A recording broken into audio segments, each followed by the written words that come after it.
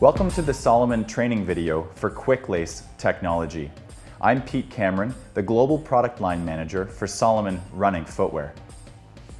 Speed lacing, Kevlar lace, one-pull lace, and many other phrases have been used to describe one of Solomon's most iconic footwear technologies.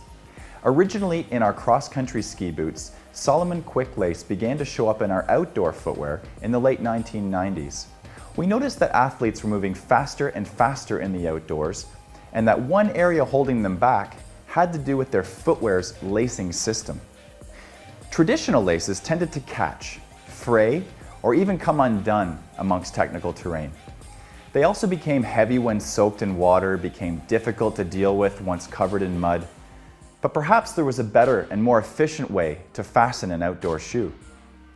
Enter Solomon's Quick Lace, comprised of a highly specialized and tear-resistant polyester material, woven through friction-free lace eyelets, and fastened with a cleverly designed pulley, tucked into the lace garage, or the lace pocket at the top of the tongue.